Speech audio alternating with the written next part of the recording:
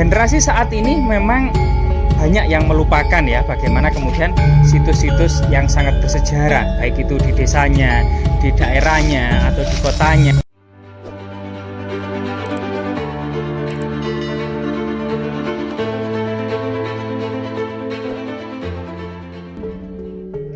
Pemirsa, kali ini kita menelisik jejak-jejak peradaban leluhur kita yang ada di lereng Gunung Welirang, di mana kemudian ada kebun kecil serta kemudian villa-villa, dan di sini ada semacam gerbang ya, gerbang yang sangat misterius dan dikelilingi oleh tembok-tembok villa.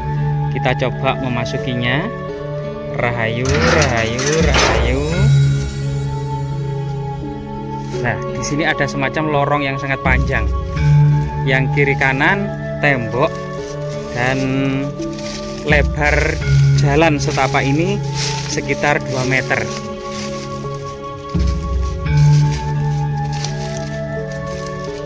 Memang tidak banyak yang tahu tentang keberadaan situs yang sangat bersejarah ini ya, yang sangat erat kaitannya dengan sejarah asal-usul berdirinya sebuah desa atau yang bau rekso, atau kemudian leluhur dari desa tersebut ya, dan di mana kemudian keberadaan situs ini tentunya memiliki nilai-nilai historis semasa peradaban kuno, terutama diduga masa peradaban kerajaan-kerajaan kuno.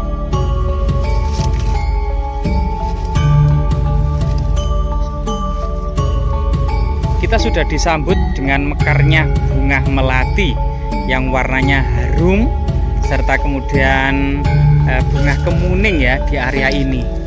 Namun pohon besar yang merupakan bunga gading atau bunga kantil ini ya, yang warnanya oranye, ini ternyata lagi berbunga lebat. Ya, di sini sudah ada semacam registrasi atau papan perlindungan cagar budaya gitu ya. Ada pohon belimbing kecil, dan ternyata kita sudah mendapati semacam balok-balok batu candi raksasa yang sangat besar, tapi pahatannya masih terlihat kasar. Sedangkan di sampingnya juga ada balok-balok batu candi lainnya ya, yang diduga juga unfinished. Ada semacam patok batu yang memiliki simbol-simbol tertentu ya, diduga bersimbol segitiga tumpal atau meru ya, atau gunungan. Nah, ini bentuknya kotak nih dengan lebar sekitar 20 cm, panjang ini ke dalam sekitar bisa saja kemudian 1 meter gitu ya, dan tebal juga sekitar 20 cm. Nah, di sini juga ada balok-balok batu candi. Nah, ini ada semacam cungkup yang sangat-sangat bersahaja ya, dengan adanya tikar plastik serta bunga yang sangat harum. Nah, ini bunganya warna putih dan keunguan, ini sangat harum sekali. Dan ternyata kemudian di bawah sebuah cungkup yang sangat merana inilah beberapa kemudian semacam penyangga yang dimungkinkan agar kemudian cungkup ini tidak roboh. Ada semacam tinggalan ya. Masyarakat mengenalnya sebagai punden keramat watu sendenan, bahasa Jawa ya. Bahasa Indonesianya watu sendenan adalah batu bersandar atau diduga tempat duduk orang bertapa. Jadi ini sudah ada semacam perlindungan gitu ya, dan memang ada beberapa balok-balok batu candi di kiri dan kanannya, dan di belakang ada beberapa batu misterius, serta di depan posisi-posisi yang juga mungkin memiliki nilai-nilai magis dan sakral, selain kemudian nilai-nilai strategis.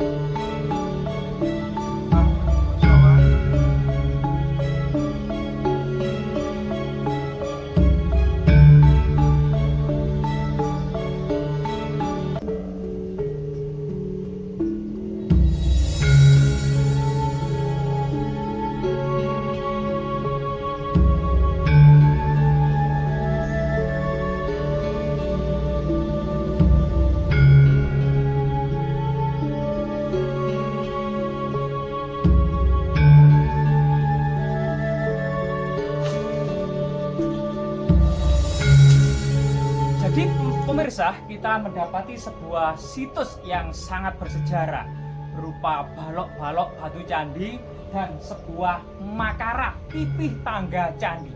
Sedangkan cerita tutur yang berkembang di tengah-tengah masyarakat bahwasanya situs ini dikenal dengan situs Watu Sendenan karena bentuknya seperti tempat duduk bersandar. Karena bahasa Jawa itu Watu Sendenan adalah tempat duduk orang bertapa menyandarkan diri, punggungnya dengan sebuah seperti batu kursi. Nah, di sini kemudian diduga memang banyak sekali tinggalan-tinggalan yang ada di desa ini ya. Tidak hanya di sini, ternyata 1 kilometer dari lokasi ini ada semacam banyak sekali fragmen Arca Ganesha, Parwati, Maharsi Agastya, yang kemudian juga ada kebon tugu, ada juga kebon reco gitu ya.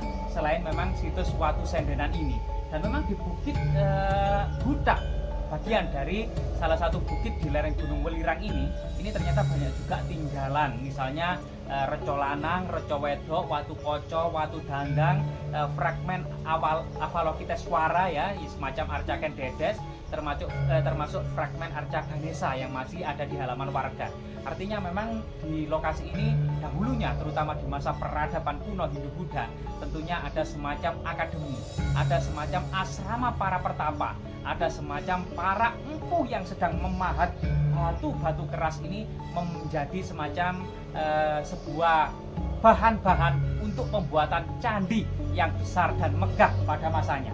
Sedangkan prasasti yang pernah ditemukan di desa ini ya, di desa Ketapan Rame, Kecamatan Trawas, Kabupaten Mojokerto, Jawa Timur, yang saat ini berada di Museum Pim Trowulan Mojokerto, ini ada sebuah prasasti berbentuk stela, kemudian ada semacam lambang pustaka miring, dan di situ tertulis huruf Jawa kuno dan angka Jawa kuno yang terbaca Isaka 1078 Saka.